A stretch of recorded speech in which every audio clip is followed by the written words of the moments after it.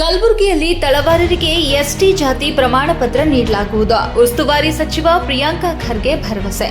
ಕರ್ನಾಟಕ ರಾಜ್ಯ ತಳವಾರ ಮಹಾಸಭಾ ಕಲಬುರಗಿ ಜಿಲ್ಲಾ ಘಟಕದ ನೇತೃತ್ವದಲ್ಲಿ ಉಸ್ತುವಾರಿ ಸಚಿವ ಪ್ರಿಯಾಂಕ ಖರ್ಗೆ ಅವರಿಗೆ ಕಿರಣಗಿ ಗ್ರಾಮದಲ್ಲಿ ಶನಿವಾರದಂದು ಭೇಟಿ ನೀಡಿ ತಳವಾರ ಸಮಾಜದವರನ್ನ ಪರಿಶಿಷ್ಟ ಜಾತಿಗೆ ಸೇರಿಸುವ ಪ್ರಕ್ರಿಯೆ ಬಗ್ಗೆ ಮನವಿ ಪತ್ರ ಸಲ್ಲಿಸಲಾಯಿತು.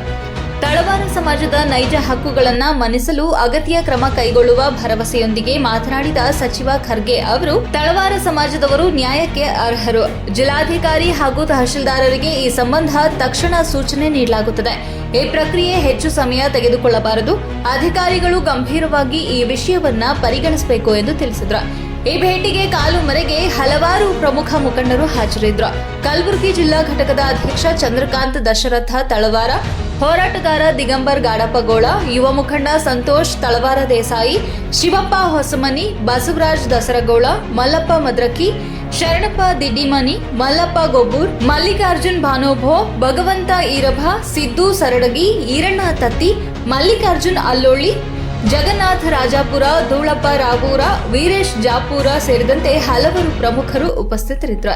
ಈ ಸಂದರ್ಭದಲ್ಲಿ ಕಿರಣಗಿ ಗ್ರಾಮ ಘಟಕದ ನೂತನ ಅಧ್ಯಕ್ಷ ಶರಣು ಅವರ ನೇತೃತ್ವದಲ್ಲಿ ಸ್ಥಳೀಯ ಗ್ರಾಮಸ್ಥರ ಹೆಚ್ಚಿನ ಸಂಖ್ಯೆಯಲ್ಲಿ ಹಾಜರಾಗಿ ಸಮರ್ಥ ಬೆಂಬಲ ವ್ಯಕ್ತಪಡಿಸಿದ್ರು.